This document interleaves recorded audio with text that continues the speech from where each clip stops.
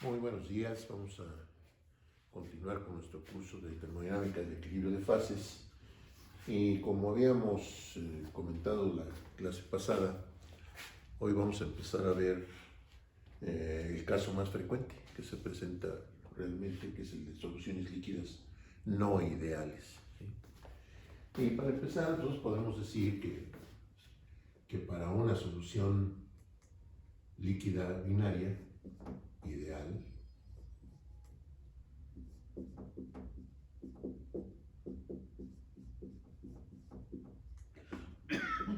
tenemos esta ecuación que es la ley de Raoul, ¿verdad? Bien conocida, ya la hemos usado bastante.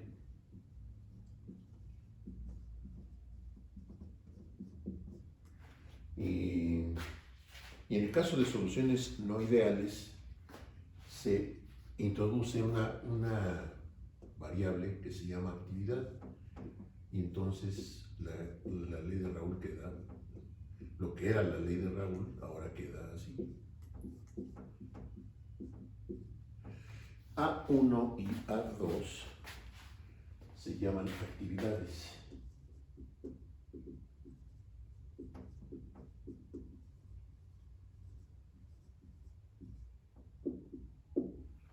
Y la actividad corresponde a cada componente, ¿verdad? Por eso ahí tenemos dos actividades, la actividad del componente 1 y la actividad del componente 2. El papá de la actividad es el mismo que el de la fugacidad. ¿Se acuerdan quién fue el que definió fugacidad? Dijimos que fue Gilbert Newton Lewis, ¿no? Que dijimos en su momento que con ese nombrecito no podía haberse dedicado más que a la física, ¿no? Y se dedicó también, pues que fue premio Nobel, ¿verdad? Bueno, el papá de la actividad es el mismo, es Gilbert Newton Lewis. Y la actividad suele representarse así, donde gamma i, esta es una gamma, ¿sí? Donde la gamma i se llama coeficiente de actividad.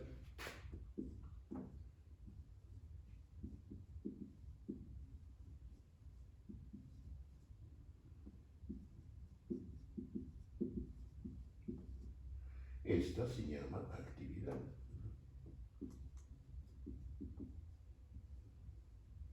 Entonces, si nosotros multiplicamos el coeficiente de actividad por la composición en la fase líquida, en fracción mol, que es xi, nos da la actividad. Si nosotros usamos esta definición de actividad en la ley de Raoul, en lugar de escribirla así, la ley de Raoul corregida, ¿verdad? En lugar de escribirla así, la podemos escribir así.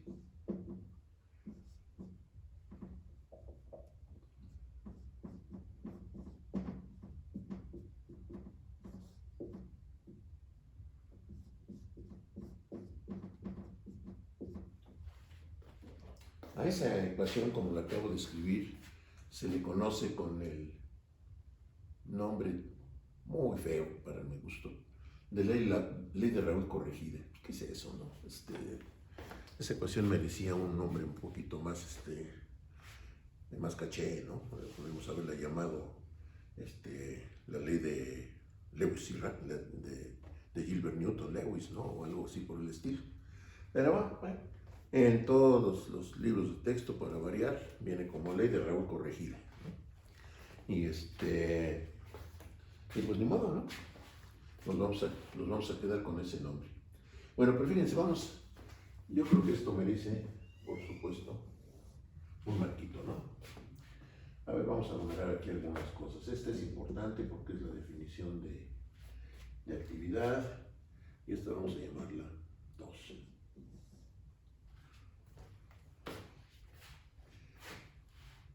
¿Qué es una solución ideal? ¿Recuerdan qué cosa es una solución ideal? Es una solución que está formada por componentes que pueden ser ideales, por supuesto. Pero nosotros ya sabemos que los componentes ideales, eso no existe, ¿no? Pero sí podemos decir que una solución ideal es aquella que está formada por componentes que no son ideales, pero cuyo comportamiento es semejante. Dimos como ejemplo típico de ese tipo de soluciones ideales las mezclas de benceno y tolueno. en fase líquida, ¿no? El benceno y el tolueno pues, tienen una estructura química muy, muy semejante y eso hace que obedezcan la ley de Raoul. ¿Sí? Pero, ¿qué es lo que provoca que una solución... ¿Qué está ocurriendo entre las moléculas de los componentes en mi fase líquida? Pues están interactuando, ¿no? Hay fuerzas entre ellas. Si las fuerzas son semejantes, son parecidas, pues entonces la solución es ideal. Pero si las fuerzas entre moléculas diferentes y moléculas iguales son muy distintas, entonces la solución que se va a formar pues va a ser no ideal. Fíjense, ¿qué pasa si las gamas son mayores que 1? ¿Qué va a pasar? Si las gamas son mayores que 1, entonces la presión del vapor en equilibrio con la fase líquida, que está dada por esta ecuación 2, que dijimos que se llama ley de Raoul corregida, ¿verdad? Si las gamas en la ley de Raoul corregida son mayores que 1, entonces la presión que ejerce el vapor que está en equilibrio con esa solución líquida es mayor que la que está prevista por la ley de Raoul. ¿Sí estamos de acuerdo? Y entonces la presión va a ser mayor a la presión según la ley de Raoul. Bueno, pero ¿eso qué representa en términos de fuerzas? ¿Qué significa? Pues que mi mezcla se está evaporando más fácilmente que una solución ideal. ¿Y eso qué me está diciendo en términos de fuerzas? Que las fuerzas entre moléculas diferentes, las moléculas que forman mi mezcla, que son diferentes unas y otras, las fuerzas entre esas moléculas son más débiles que entre moléculas iguales. Por eso se evapora más fácilmente que en el caso de una solución ideal. Bueno, pero ¿eso qué significa entonces? Que en el caso de una solución no ideal, en que las gamas sean mayores que 1, eso está implicando en términos de fuerzas que los líquidos puros tienden a mantenerse separados, tienden a mantenerse puros. Claro, no lo logran, por supuesto que no, pero hay una tendencia a eso, a que las moléculas de los iguales, de los líquidos, se mantengan unidas. Eso, desde luego, no favorece que se forme la solución. ¿Sí estamos de acuerdo? Sin embargo, sí favorece que se evapore más fácilmente mi solución. ¿Qué pasa si las gamas son menores que 1? Pues entonces la presión que voy a obtener mediante la ley de Raoul corregida va a ser menor que la presión que obtendré yo con la ley de Raoul. ¿Y eso qué me está indicando? Que la presión de vapor va a ser menor que la prevista por la ley de Raoul. Si las gamas son menores que 1, pues la presión que me va a resultar así va a ser menor que la que obtengo así. ¿Y eso qué me indica en términos de fuerzas? Pues que las fuerzas ahora entre moléculas distintas son más intensas que entre moléculas iguales. Y eso va a favorecer que mi solución se forme. ¿Sí estamos de acuerdo? ¿Vamos bien? Vamos a resumir eso, ¿no? A ver, ¿qué pasa si las gamas son mayores que 1? ¿Qué dijimos? Que las fuerzas entre moléculas distintas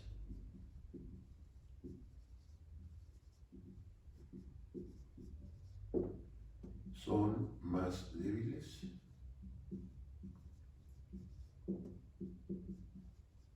que entre moléculas iguales.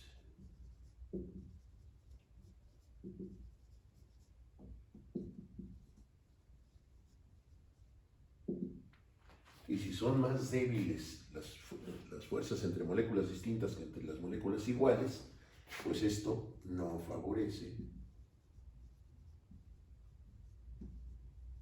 que se forme la solución.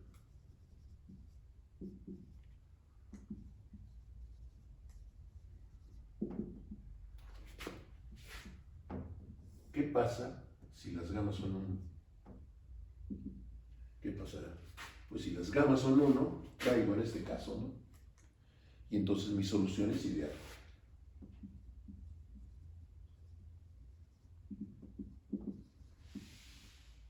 Y nos queda el otro caso, ¿verdad? Las gamas son menores que 1. ¿Y entonces ahora qué? Pues va a ser todo lo contrario de este, ¿no? Las fuerzas entre moléculas distintas son más fuertes que entre moléculas iguales.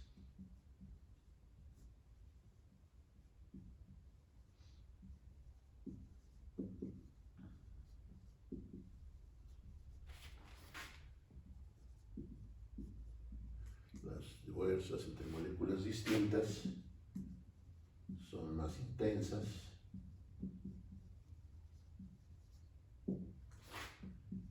que entre moléculas iguales.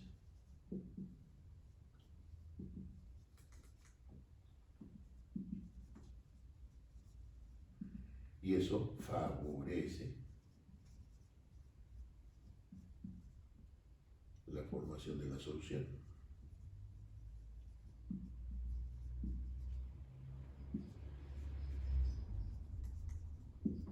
¿Estamos de acuerdo? Bueno, muy bien. ¿Cómo se calcula los coeficientes de actividad? Hay 2 métodos, ¿sí? Así como para la fugacidad, se acuerdan que había 3 métodos. 1, a partir de correlaciones generalizadas. 2, a partir de ecuaciones de estado. 3, a partir de datos experimentales. Bueno, aquí también para el cálculo de los coeficientes de actividad, porque es de hecho lo que se calcula, no se calcula directamente la actividad, sino los coeficientes de actividad, y a través de ellos se calcula la actividad. Hay 2 métodos, ¿sí? Uno, a partir de datos experimentales. Ese se usa muy poco, ¿sí? Igual que en el caso de la fugacidad, ¿no? ¿Se acuerdan que dijimos que para el caso de la fugacidad, el método de datos experimentales, pues solo cuando había que echarle mucha crema a los tacos, ¿no? Ahí algún trabajo de investigación o algo por el estilo vale la pena. Si no, no, aquí es la misma historia, ¿no? Obtener el coeficiente de actividad a partir de datos experimentales prácticamente no se usa, ¿no? Se usa más otro método que es a partir de ecuaciones semi-empíricas. Se oye apantallador, ¿no? ¿Qué quiere decir semi? Pues que ni sí ni no, ¿verdad? Medio que sí, medio que no. ¿Y empírico? ¿Qué quiere decir? A partir de la experiencia, ¿sí? Entonces, una ecuación semi-empírica es una ecuación que tiene un fundamento teórico, pero que se basa en hechos prácticos, ¿no? Bueno, nosotros vamos a ver los dos, nada más que el primero a partir de datos experimentales, nomás vamos a ver un ejemplo para ver cómo se haría, y después ya nos metemos con el otro método, ¿no? A partir de ecuaciones semi-empíricas, ¿no? Pero antes de eso vamos a revisar algunas cosillas. Bueno, ¿qué tal si de una vez vemos el método a partir de datos experimentales, ¿no? Ya para deshacernos de él. Y entonces vamos a poner ahí como subtítulo cálculo del coeficiente de actividad.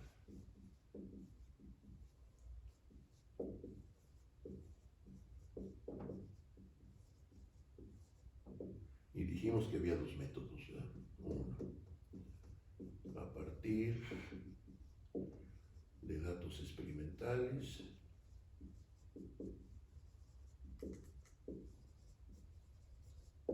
y el otro a partir de ecuaciones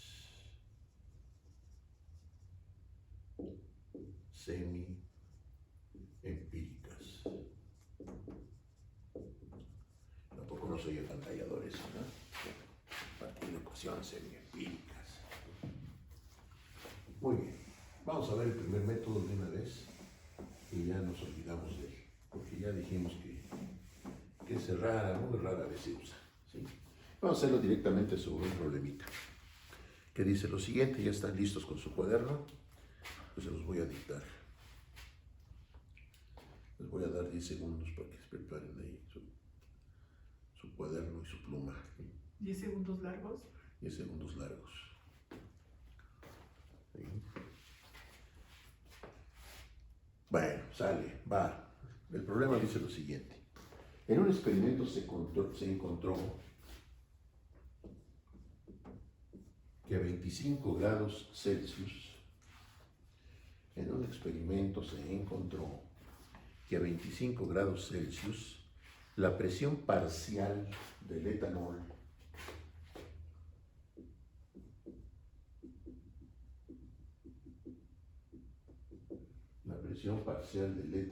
en una mezcla con agua,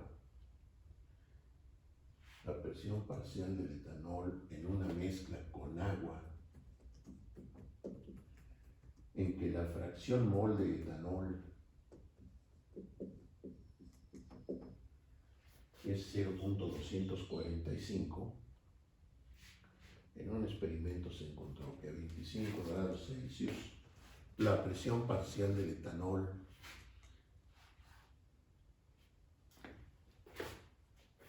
con agua, una mezcla de etanol con agua, en que la fracción mol del etanol es 0.245, es de 35.4 milímetros de mercurio.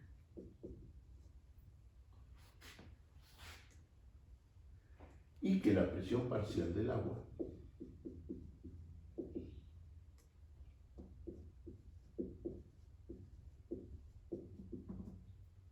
es de 13.3 milímetros de mercurio.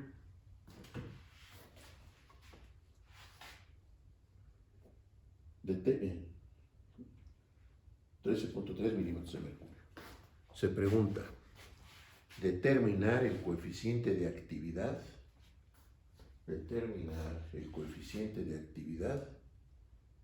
de cada uno de los componentes de la mezcla. Determinar el coeficiente de actividad de cada uno de los componentes de la mezcla. Tran. Bueno, vamos a resolver. Entonces, la respuesta. A 25 grados Celsius se sabe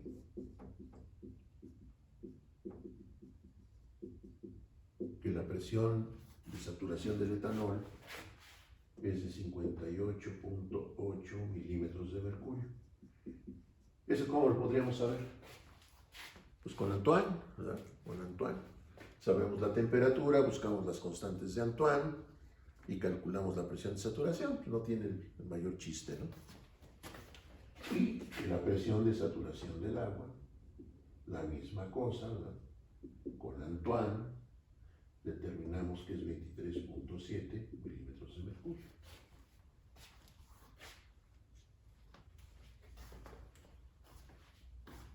Muy bien. Pero ¿qué dice la ley de Raoul corregida?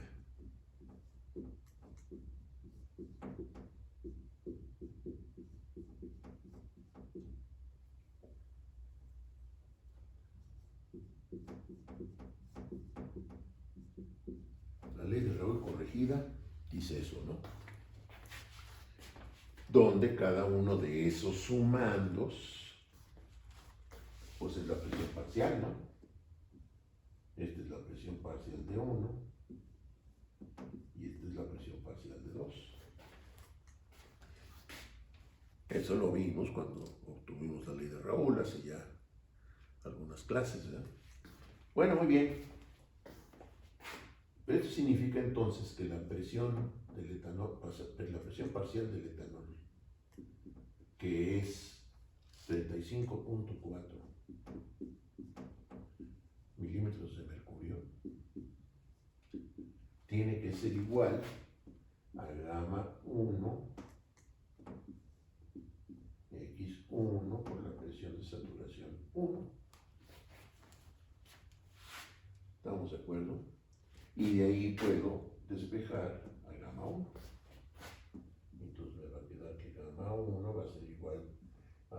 presión parcial del etanol sobre, aquí puse uno, debería haber puesto etanol, ¿no?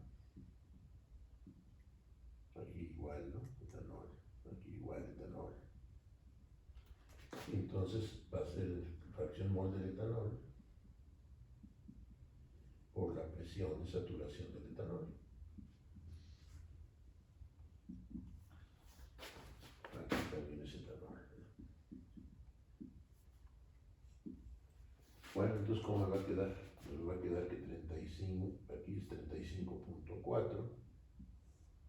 La fracción mol del etanol es 0.245. La presión de saturación del etanol son 58.8. Y eso me da 2.4533. 2.4573. Si hacemos lo mismo con el agua,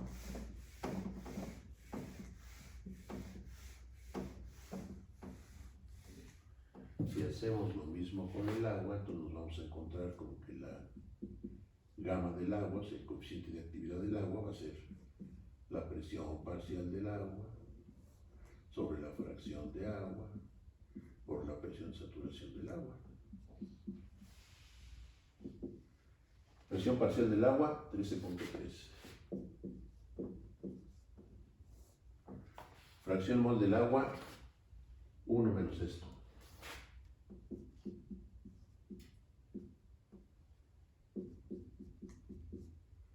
Presión de saturación del agua, 23.7. Y nos da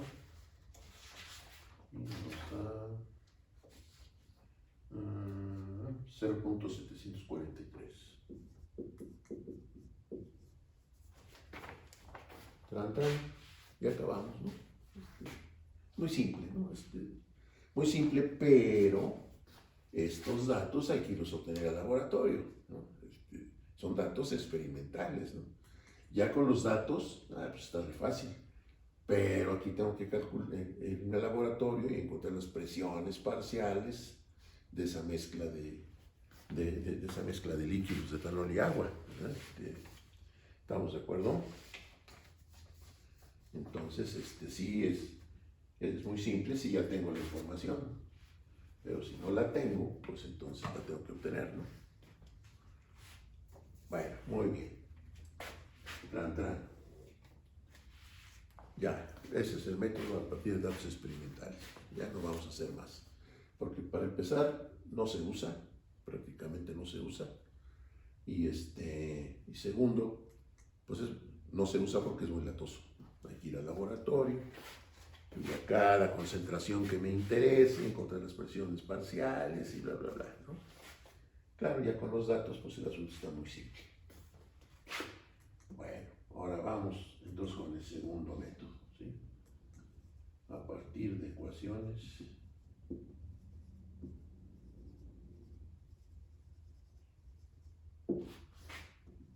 semi-empíricas. Y para eso vamos a empezar con la definición muy formal de actividad. Ya la definición termodinámica de actividad, ¿sí?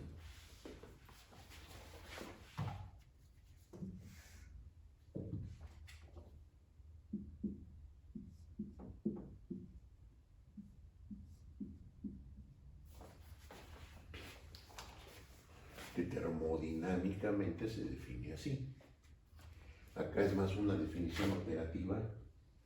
Ya la borré, pero lo que teníamos por acá era una definición más bien operativa. Esta es ya la definición termodinámica, ¿no? de actividad.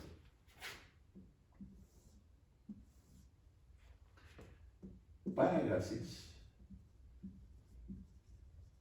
bueno, desde luego ustedes saben qué es esto, lo vimos en este curso, ¿no?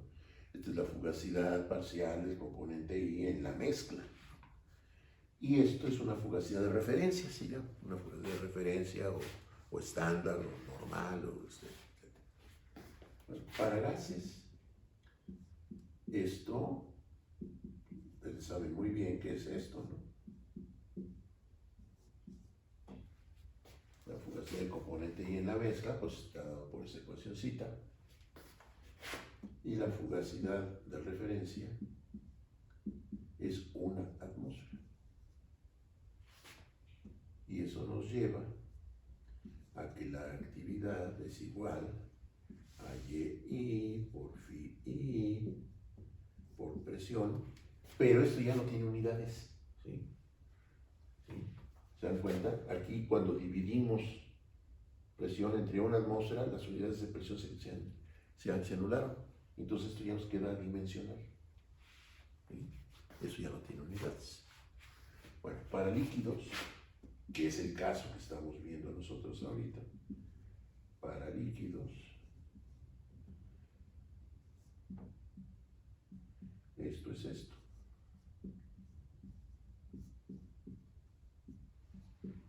Y la fugacidad de referencia es la presión de saturación. Y entonces esto nos va a llevar a que la actividad pues, va a ser gamma I por XI, lo que ya habíamos planteado al principio. No estamos obteniendo nada nuevo, nomás que estamos siendo ya muy formales, ¿no? Y estamos partiendo de la definición formal de la actividad, y etc. Bueno, muy bien. ¿Estamos de acuerdo? Esto ya no nos interesa.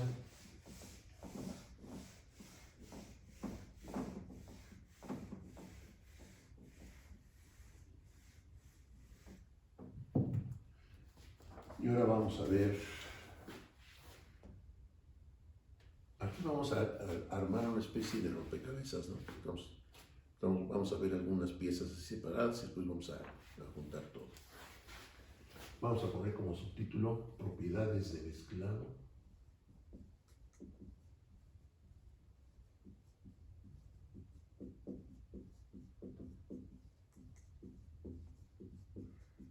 De una solución no ideal. Ponemos como título eso. Propiedades de mezclado de una solución no ideal. Y vamos a escribir la mentira del día. Sabemos que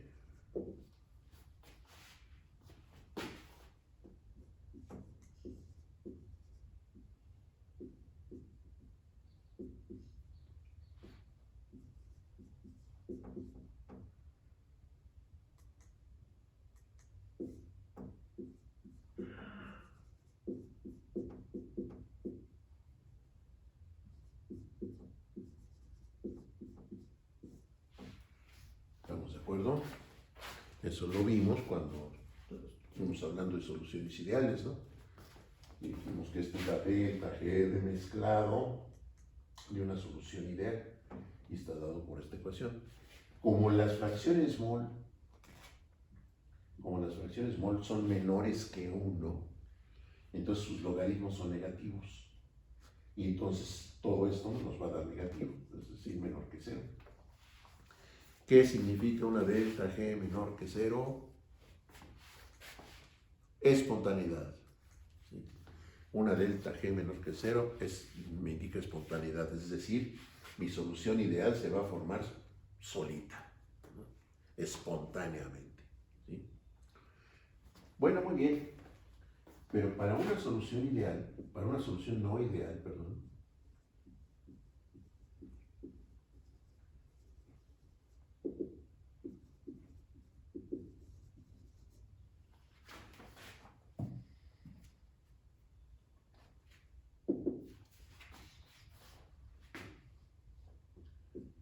yo puedo escribir esto así. Aquí nos dice Sistema Nacional de Investigadores, sino solución no ideal. ¿Sí? Solución no ideal. Y va a ser igual a esto. La voy a escribir de una forma un poquito diferente, pero que es de cualquier manera equivalente.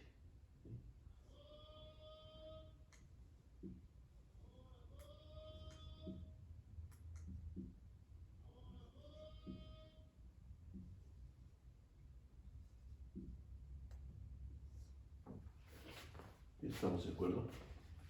Si yo multiplico las moles totales por la fracción mol, pues me va a dar el número de moles de 1, ¿no? Si multiplico las moles totales por x2, me va a dar las moles de 2. Y estoy poniendo actividad en vez de poner composición, como corresponde a una solución no ideal, ¿no? Pero, nosotros sabemos lo que vamos a obtener allá, ¿verdad? Que la actividad y es igual a esto. Y entonces esta la puedo escribir así.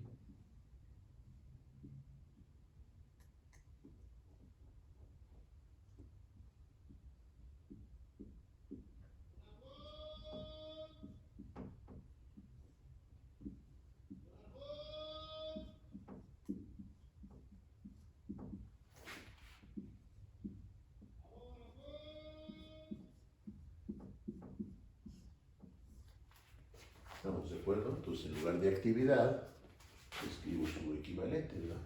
Que es este. Bueno, y ahora fíjense. ¿Qué pasa si las gamas son menores que 1? ¿Qué pasa si las gamas son menores que 1? Bueno, de por sí la fracción mol es menor que 1. Y si lo multiplico por una cantidad que es menor que 1, pues me va a dar con más ganas una cantidad menor que 1. ¿Sí? Entonces, si las gamas son menores que 1, esto me va a dar negativo. ¿Y eso qué implica? ¿Qué significa una delta G negativa? Espontaneidad. Entonces si las gamas son menores que 1, mi solución se va a formar solita, espontáneamente, sin problemas. Pues eso habíamos dicho, ¿no? Que si las gamas eran menores que 1, eso favorecía que se formara la solución. Pues sí, ahí lo estamos comprobando, ¿no? ¿Qué pasa si las gamas son mayores que 1? Puedo tener dos casos. Las gamas mayores que 1, pero si el producto de gamma por x sigue siendo menor que 1, entonces estoy en este caso, en el caso que estábamos discutiendo, ¿no? La formación de la solución va a ser un proceso espontáneo.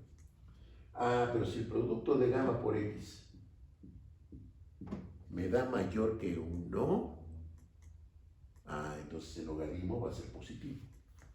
Y entonces la delta G va a ser positiva. ¿Y qué significa una delta G positiva? No espontaneidad. Es decir, mi solución va a tender a no formarse. ¿Estamos de acuerdo? Entonces vamos a resumir eso. Vamos a hacer una pequeña llavecita para resumir eso que acabamos de decir. Bueno, sin llavecita.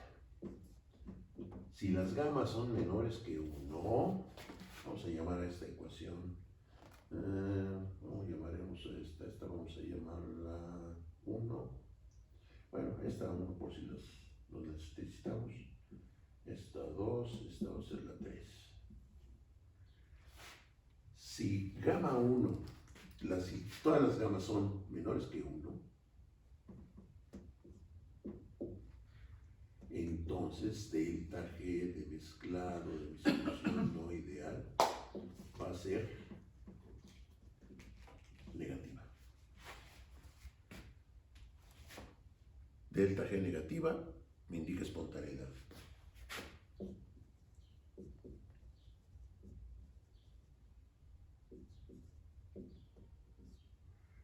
Eso quiere decir que la formación de la solución, si las gamas son menores que 1, es un proceso espontáneo. Por cierto, es espontáneo, ¿sí? No espontáneo. Luego andan escribiendo espontáneo. No es espontáneo, sino espontáneo, así como lo escribí ahí, ¿sí? Bueno, muy bien. ¿Qué pasa si las gamas son mayores que 1? Tengo dos casos. Caso 1.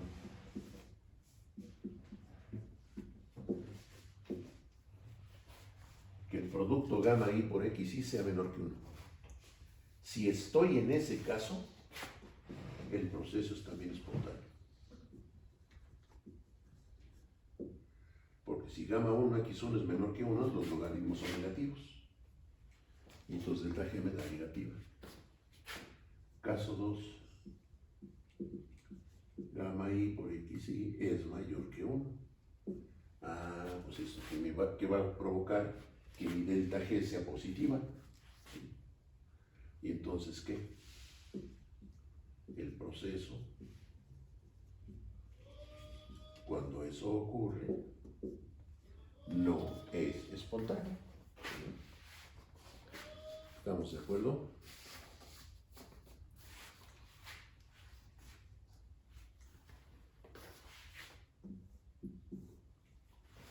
Algo semejante podríamos hacer con otras propiedades termodinámicas, pero no lo vamos a hacer. Vamos a quedarnos con delta G, nada más. Bueno, muy bien. ¿Ahora qué? Vamos a conocer a una nueva conocida. Pues sí, ¿verdad? Vamos a conocer a una nueva conocida, la vamos a conocer ahora. Ahí me enredé, ¿no?, con las palabras. Bueno, muy bien. Que se llama energía libre en exceso. La energía libre en exceso se define así.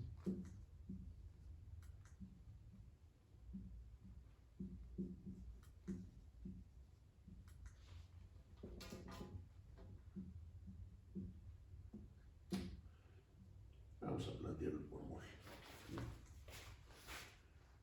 Es una especie de propiedad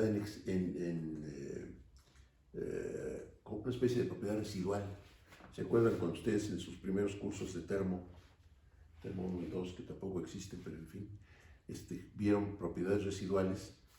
Era el valor de una propiedad de una sustancia con comportamiento real y la de la misma propiedad de una solución de una sustancia con comportamiento ideal. Esa diferencia del valor de la propiedad, cuando no es ideal y es ideal, se le llama residual. Bueno, pero eso es para una sustancia pura. Cuando se trata de mezcla, se le llama entonces en exceso, ¿sí? Una propiedad en exceso. Y se define así. Cualquier otra propiedad en exceso se define de la misma manera, ¿no?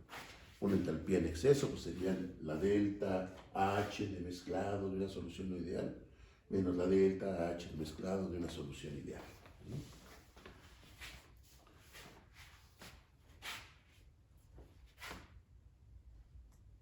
La delta G de una solución ideal, aquí está. La delta G de mezclado de una solución no ideal, aquí está. Estamos hablando de la ecuación 1 y de la ecuación 3. ¿Sí? Cada una de ellas define esto. Claro, para una mol, pero pues eso es lo de menos, ¿no? Le ponemos una mol y se acabó.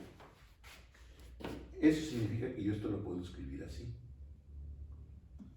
¿Qué pasa si sustituimos los correspondientes valores de las deltas G? Pues nos va a quedar así.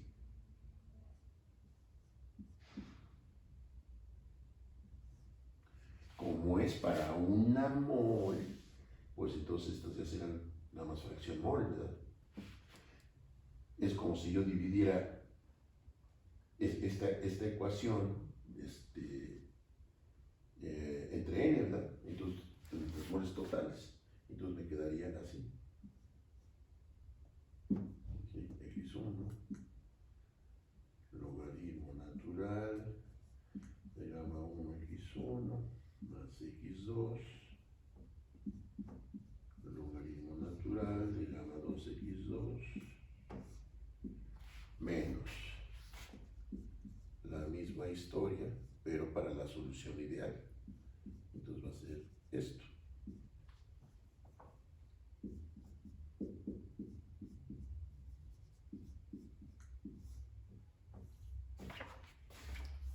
¿Estamos de acuerdo? Y si yo hago esa resta, ¿cómo me va a quedar? ¿Cómo me va a quedar? Pues me va a quedar así, a ver si están de acuerdo.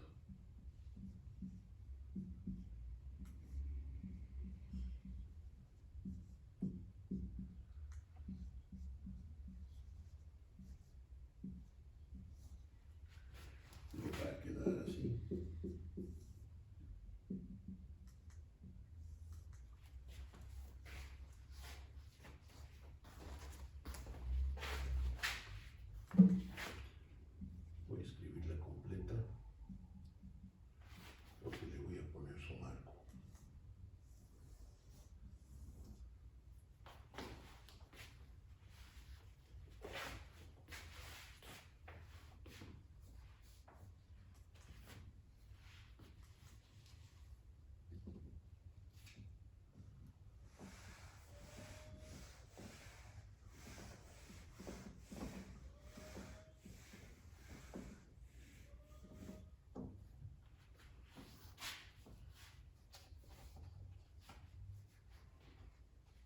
¿De acuerdo?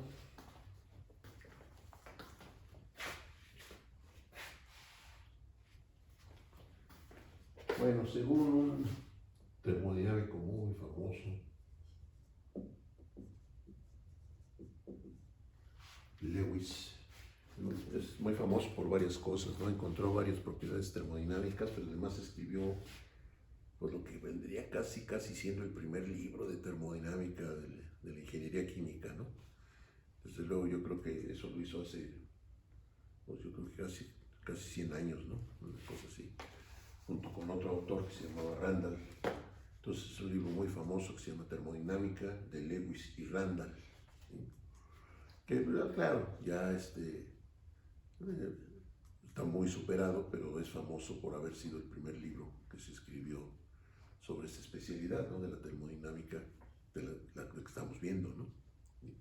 Y claro, de esa época en que ellos escribieron ese libro para acá, pues han cambiado mucho las cosas, se han creado nuevos modelos, etcétera, etcétera, etcétera. Y entonces por eso ya ese libro, pues ya está en el museo, ¿no? Pero es muy famoso por haber sido el primero. Bueno, según Lewis, el señor Lewis, la G en exceso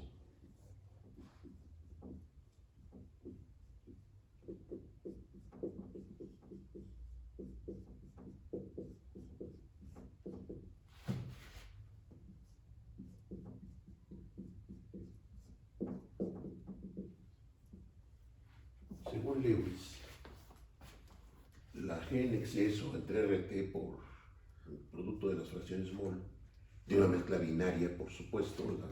Ahí no para, nada más aparecen 1 y 2. Es un polinomio infinito que tiene esa forma, ¿sí? Esta es una ecuación semiempírica porque esto lo encuentra a partir de datos experimentales. Él hace un ajuste matemático a los datos experimentales para darles la forma de este polinomio. Ustedes van a ver en sus profundísimos cursos de matemáticas, ¿sí?, cómo se hace eso, cómo se ajusta un conjunto de datos a un polinomio de cualquier naturaleza, bueno, de casi cualquier naturaleza, ¿no? Y lo que Lewis hizo fue precisamente eso, ¿no? A partir de una serie de datos experimentales obtenidos como vimos hace ratito, ajustar todos esos datos a una ecuación de ese tipo, ¿sí?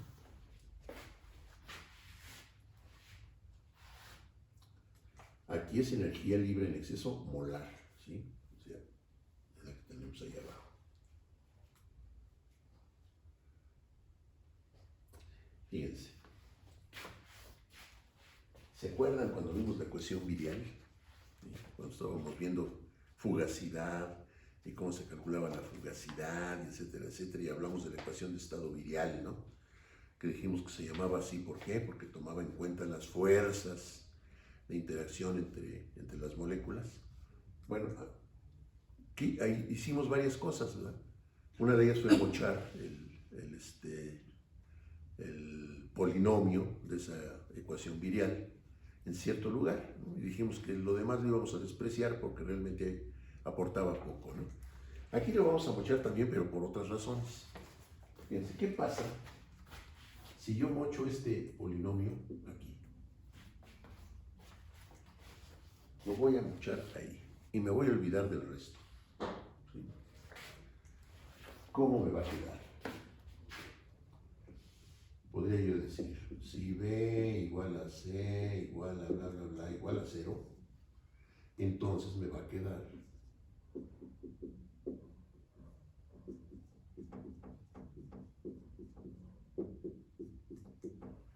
eso, me va a quedar así. de donde yo puedo decir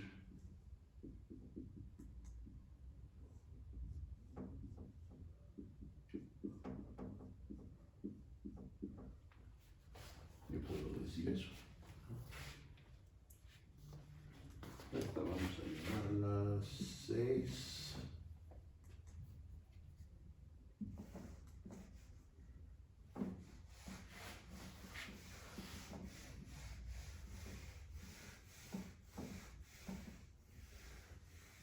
Esta 5 no la voy a borrar, que le vamos a necesitar ahorita.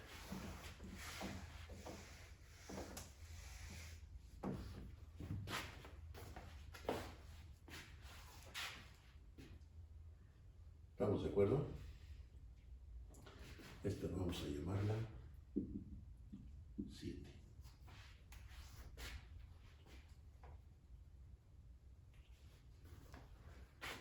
Muy bien. Pero ahora fíjense. Vamos a jugar un momentito con la 5. Si yo quiero la G en exceso total, pues entonces eso lo puedo hacer así. Lo multiplico por el número total de moles, la G en exceso molar, que es esta, ¿verdad?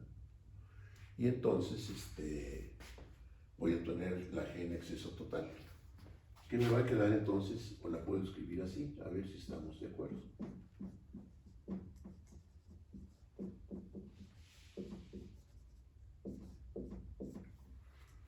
Si yo multiplico por n estos dos sumandos, pues me va a quedar así, ¿verdad? Porque n total por x1 pues me va a dar las moles de 1, n total por la fracción mol de 2 me va a dar las moles de 2. ¿De dónde? Aquí podría poner de 5. Voy a obtener eso. Y entonces, G en exceso sobre RT me va a quedar N1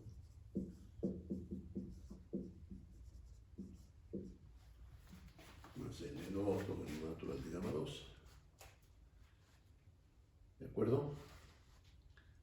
Bueno, ahora vamos a aplicar el concepto de propiedad molar parcial, ¿sí? Que ya vimos. ¿Qué pasa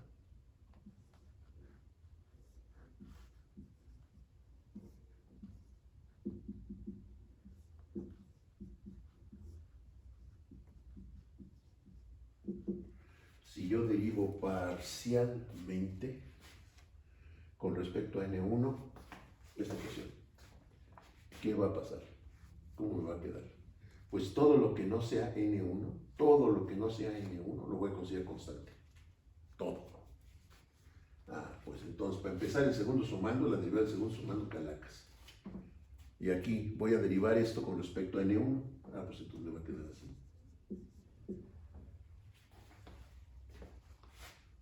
Y lo mismo puedo hacer derivando con respecto a N2.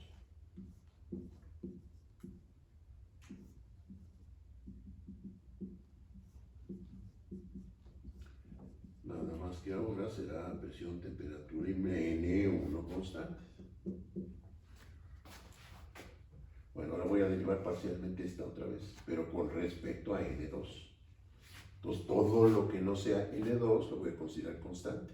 Y entonces esto me va a quedar así. A ver si estamos de acuerdo.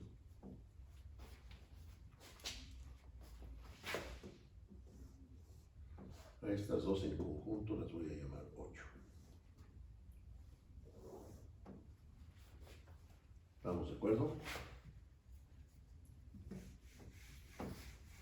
Ahora sí, la 5 ya no la necesito, ya la usamos.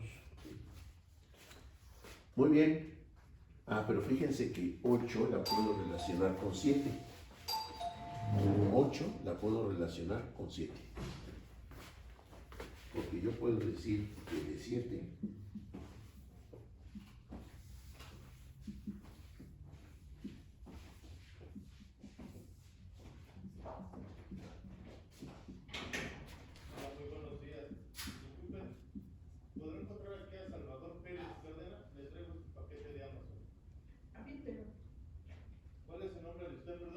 Adelina Rosas Mercado. ¿Qué parentesco tiene con él? Es su esposo.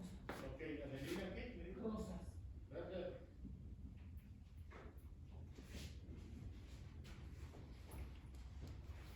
¿Estamos de acuerdo? De 7, si yo multiplico 7 por el número de moles totales, ¿cómo me va a quedar? Pues este es moles de 1 entre moles totales, ¿no? Este es moles de 2 sobre moles totales. Si multiplico por el número de moles totales, pues me va a quedar así. ¿Estamos de acuerdo? Muy bien. Muy bien. Pues entonces, si yo derivo esto parcialmente con respecto a n1, si yo derivo esto parcialmente con respecto a n1, tiene que ser igual al logaritmo natural de gamma 1. Si yo derivo esto parcialmente con respecto a n2, el resultado va a ser el logaritmo natural de gamma 2. Vale más. Esto lo obtuvimos de aquí. Bueno, pero de 7, si yo multiplico por el número total de moles, pues entonces ya me da la G en exceso total, ¿no? G en exceso total. X1 son las moles de 1 sobre moles totales. X2 son las moles de 2 sobre moles totales. Si eso lo multiplico por el número de moles totales, pues me va a quedar así. ¿De acuerdo? Y entonces, si yo derivo esto parcialmente con respecto a n1, si yo derivo esto parcialmente con respecto a n1, voy a obtener el logaritmo natural de gamma 1.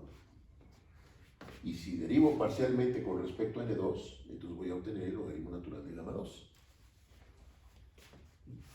Bueno, pues vamos a hacerlo. Y entonces, ¿qué va a pasar? Derivada parcial con respecto a n1 de a n1 n2 sobre n, ¿cómo me va a quedar? A es un parámetro, es un parámetro y además mi derivada es parcial, ¿no? Entonces a es un parámetro, ahí lo dejo. Ahora voy a derivar esto, pero este es un cociente. ¿Cómo se deriva un cociente? Se puede hacer de varias formas, ¿no? Pero la más práctica es denominador al cuadrado y luego denominador por la derivada del numerador con respecto a n1. O sea, todo lo que no sea n1 es constante. Ah, pues entonces me va a quedar así. Menos numerador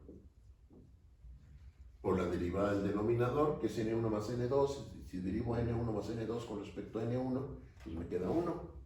Eso ya lo hicimos varias veces, ¿no? Cuando vimos ahí fugacidad, etcétera, etcétera, ¿no? ¿Estamos de acuerdo? Y esto entonces lo puedo escribir así.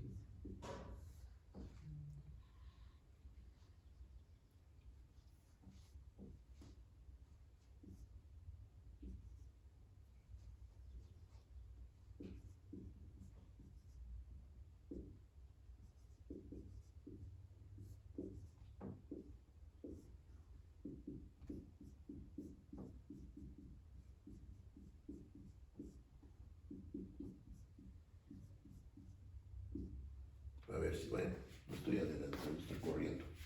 Vamos despacito. Aquí puedo factorizar x1, ¿sí? No, aquí es x12, son los moles de 2. Ahí es x2, ¿sí? Moles de 2 entre moles totales. Aquí puedo factorizar a x2.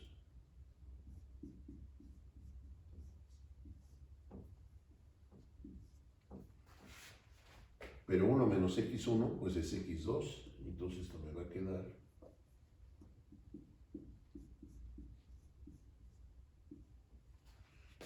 así.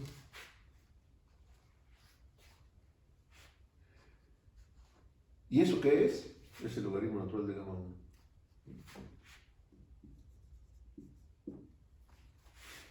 Eso es el logaritmo natural de gamma 1, ¿no? De acuerdo a lo que dijimos.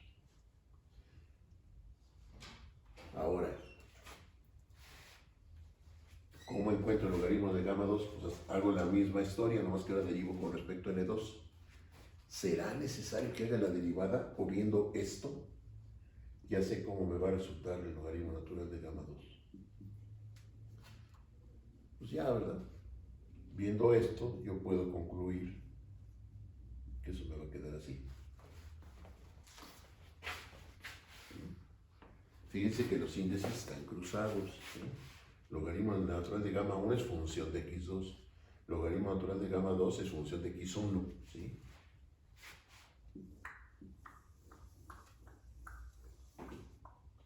Doble marco. Y este conjunto de ecuaciones lo vamos a llamar 10.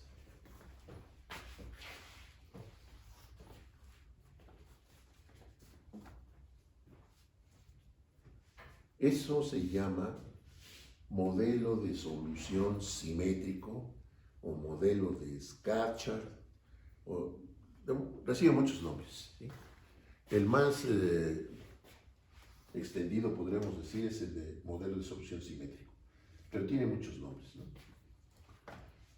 Entonces, este es el modelo de solución simétrico. Ya desde aquí se ve por qué, ¿no? Ahí los índices cruzados pues, son simétricos, ¿no? ¿Sí? Pero ahorita vamos a ver otra razón por la que también se le llama así. ¿Cuándo es aplicable ese modelo? Porque ese modelo es una simplificación, ¿sí? Aquí está, ¿cómo llegamos allá? Pues mochando este polinomio aquí, ¿no? Pero ¿qué pasa si considero más términos de ese polinomio? Pues voy a llegar a otras cosas, ¿no? Pero si lo estoy mochando ahí, me estoy con el modelo más simple, ¿no? Más sencillito. Después de Raoult, por supuesto, ¿no? Raoult también es un modelo de solución, pero que solo es aplicable a soluciones ideales, ¿no? Este ya no es el caso, ¿no? Aquí ya solo son soluciones no ideales, ¿no? Están partiendo de la G en exceso y demás, ¿no? Bueno, ¿cuándo se usa ese modelo? Ese modelo es aplicable generalmente para sustancias que tienen una cierta semejanza estructural desde el punto de vista químico, cierta semejanza, y un volumen en fase líquida bien parecido. Un ejemplo típico de mezclas que siguen este modelo es benceno-ciclohexano. Si ustedes recuerdan la estructura química del benceno y el ciclohexano, pues los dos son estructuras cíclicas, ¿no? Este ciclohexano.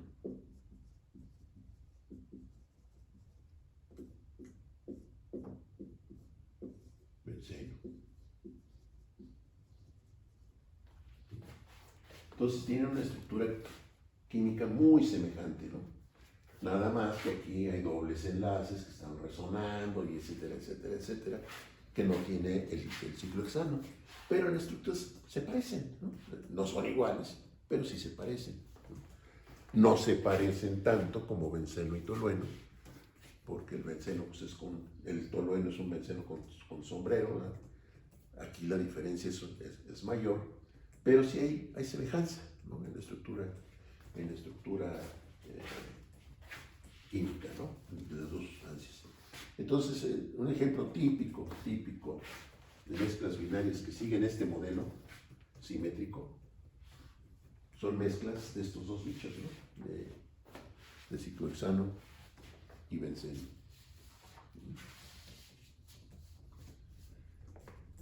Vamos a plantearnos un problema. Y a lo mejor, ¿cómo andamos de tiempo?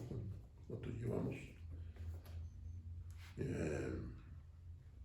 Bueno, vamos a plantearnos el problema. Para el sistema, para mezclas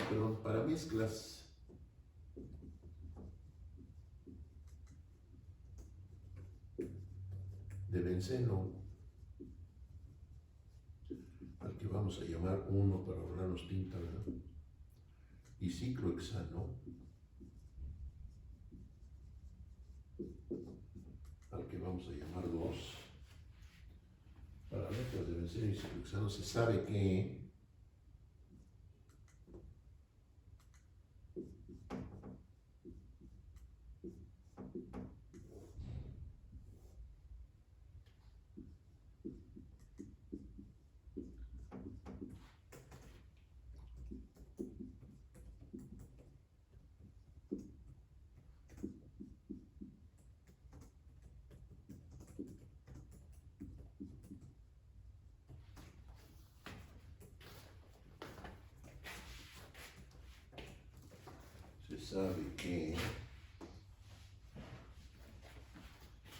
eso, ¿verdad?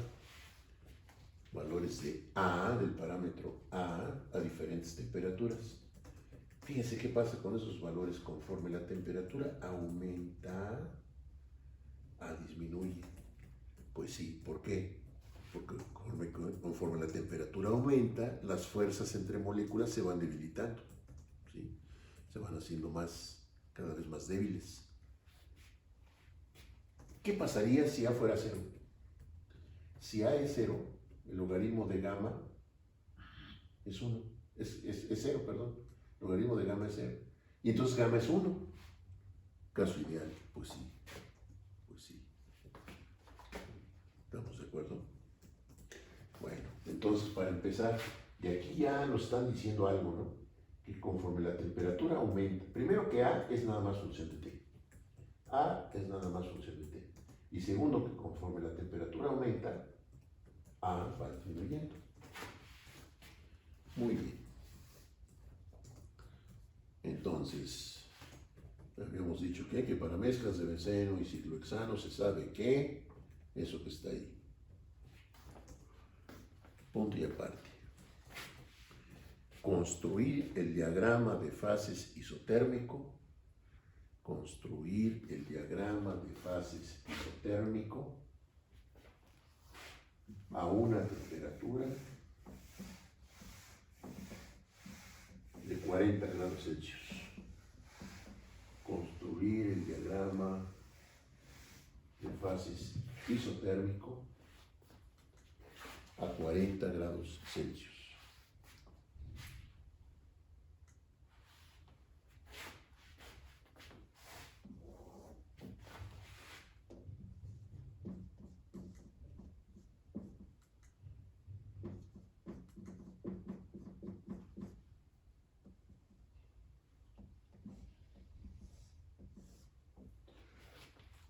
Nosotros con Antoine, con la ecuación de Antoine de cada uno de esos componentes, podemos encontrar sus presiones de saturación a esa temperatura, ¿no?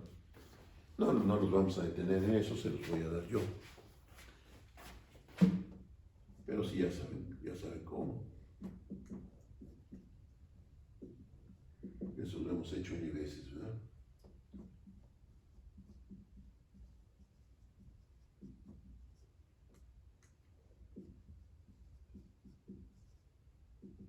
Fíjense que las presiones de saturación son muy cercanas.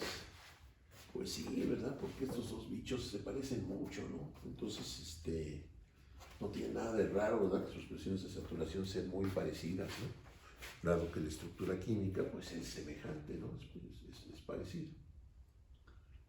Muy bien. Y nos piden construir el diagrama isotérmico de fases. Para una solución ideal, si se acuerdan, para una solución ideal nos quedaba así, ¿no?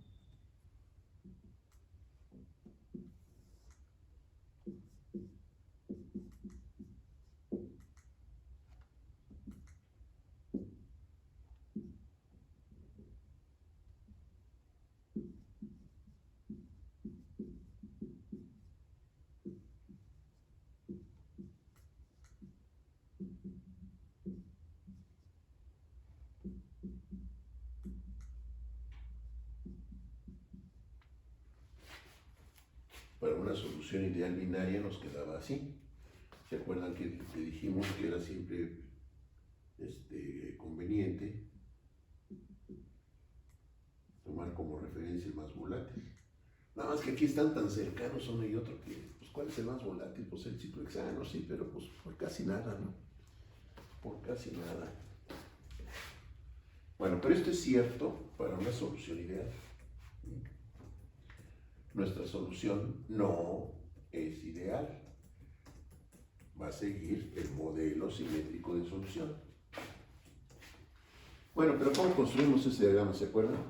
Pues le dimos valores a x1, calculamos la presión y después calculamos y1. Así construimos este diagrama. Aquí le vamos a hacer igual.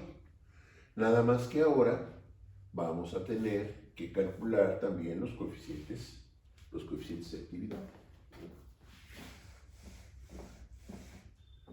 Entonces vamos a hacer una tablita. Vamos a tener x1. Con la x1 calculamos las gamas. Bueno, vamos a empezar a calcular los logaritmos y después las gamas.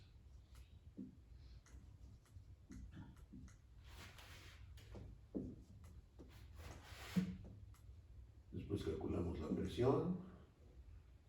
Y acabamos calculando y1. ¿Cómo vamos a calcular y1?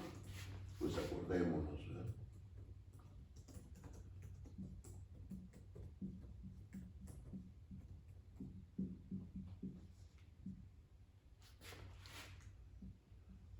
Fíjense, aquí vamos a ver un detallito de una vez. Presión parcial del componente 1 lo puedo calcular así, a partir de datos de la fase líquida. O lo puedo calcular así, a partir de datos de mi fase vapor. Pero si yo considero que mi fase vapor se comporta como una mezcla de gases ideales, pues entonces esto me va a quedar así.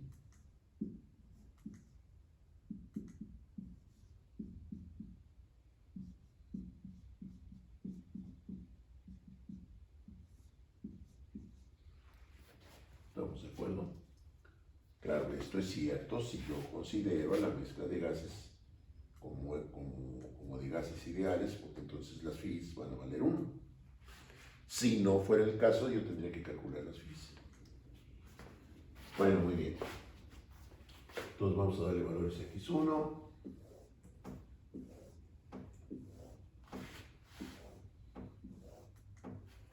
Y déjenme ver que los tengo acá. Sí, aquí están. Muy bien. Fíjense, vamos a darle valores a x1. Podría irme yo de punto 1 en punto 1, ¿no? Pero es mucho, ¿no? Vamos a calcularlo para esos valores de x1.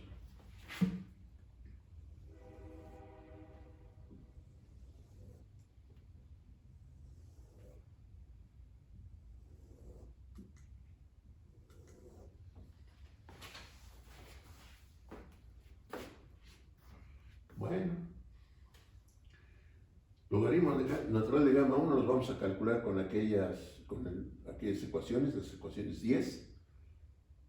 Necesitamos A, pero la tenemos, porque vamos a construir nuestro diagrama a 40 grados Celsius.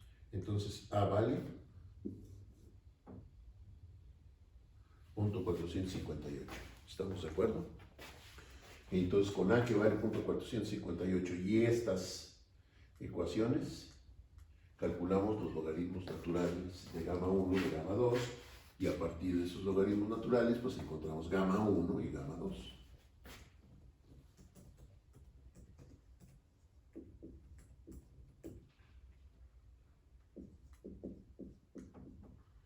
Como siempre, como de costumbre, todo esto lo revisan.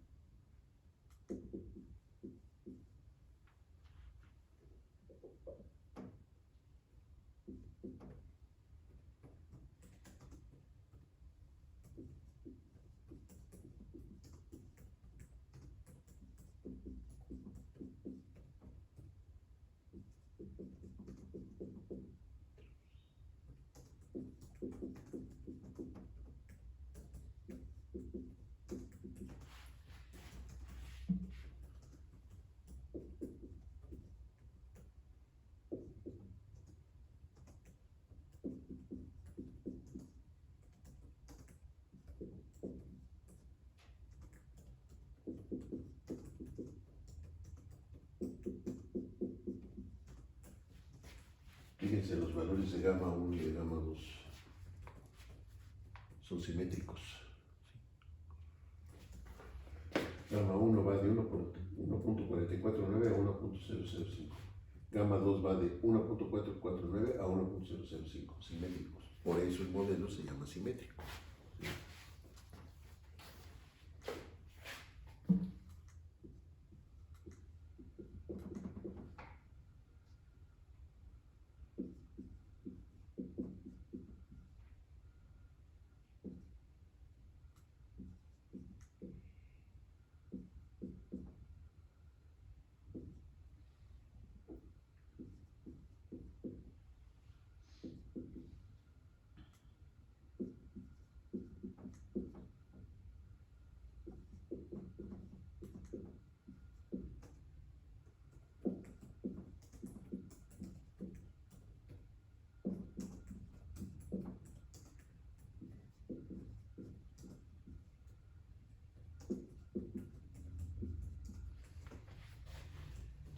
Fíjense en la columna de presión.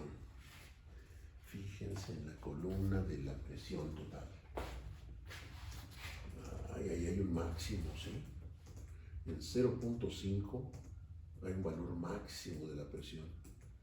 Órale. Bueno, vamos a ver eso qué consecuencias tiene, ¿sí? Esto ya no lo necesitamos. Vamos a graficar, vamos a construir el diagrama que nos piden, ¿sí?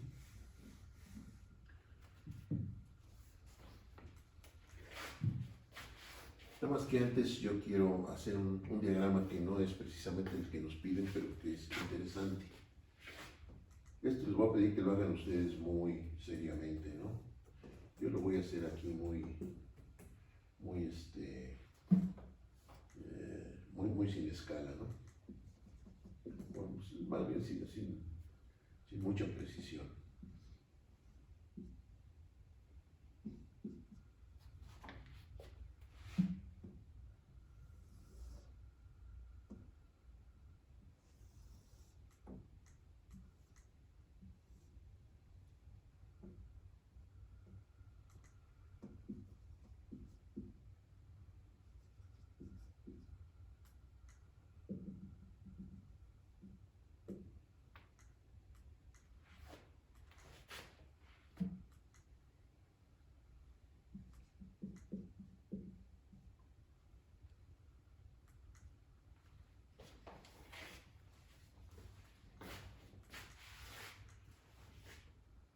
Fíjense aquí, hay varias conclusiones que sacar interesantes. Que acá se alcanza a percibir, pero aquí lo vamos a ver con más claridad. Esta curva, esta es la del logaritmo natural de gamma 1, que es la recíproca de la del logaritmo natural de gamma 2. Por eso el modelo se llama como se llama, ¿no? Pero fíjense, cuando x1 tiende a 1, su logaritmo tiende ¿a qué? A 0. O sea que yo puedo escribir lo siguiente, a ver si estamos de acuerdo.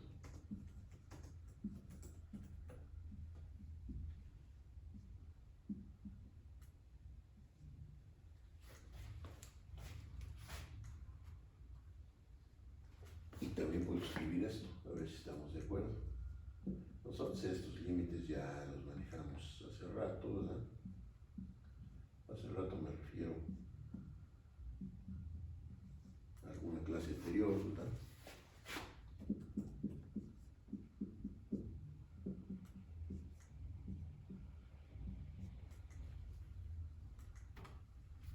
Y a ver, analicen eso, a ver si es cierto. Conforme x1 tiende a 1, el logaritmo natural de gamma 1 tiende a 0. Y por lo tanto, gamma 1 va a ser 1. Lo contrario pasa con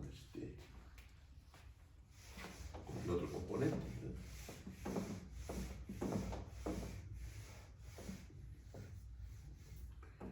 Y también puedo sacar otras conclusiones. ¿Sí? Ahora también puedo escribir esto. A ver si estamos de acuerdo.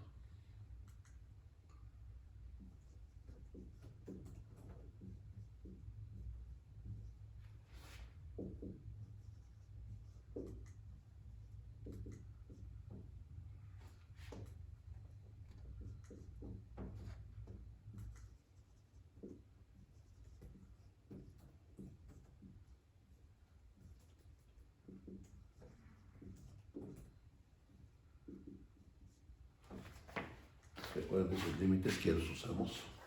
Límite del logaritmo natural de gamma 1 cuando x1 tiende a 0, pues es igual al logaritmo natural de gamma 1 a dilución infinita. Y es a, es el valor de a, el parámetro a.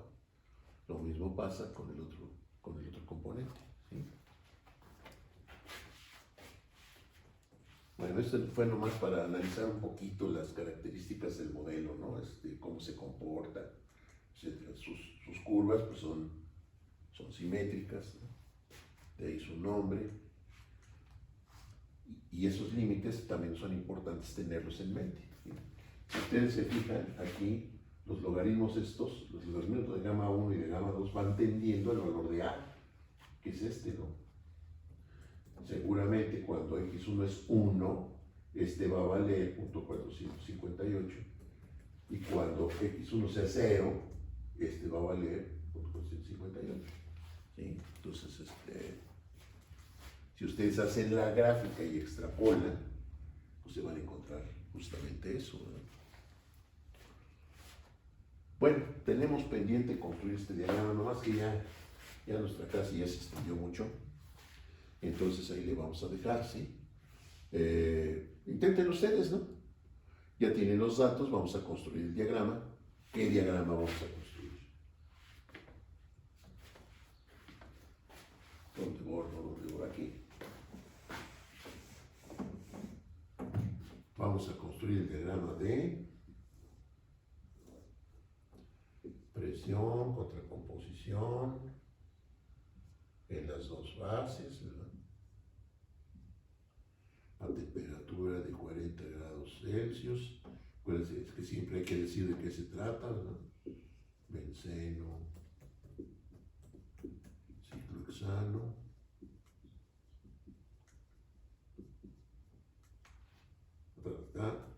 y vas a ver cómo nos resulta, ¿sí? No me voy a adelantar, quiero que lo descubran ustedes, ¿no? Entonces, ese es el diagrama que vamos a construir. Inténtenlo, ¿no? Y en la próxima clase, lo vamos a hacer aquí en el pizarrón. ¿De acuerdo? Si hay dudas, pues ahí vuelven a ver el video. Y si de plano no resuelven la duda, pues ahí me mandan un correo al correo de Outlook, ¿no? Pero primero échenle ustedes ganas, ¿no? E intenten resolver sus dudas por ustedes mismos, ¿no? Bueno, muy bien. Pues entonces ahí les dejamos y nos vemos la próxima clase.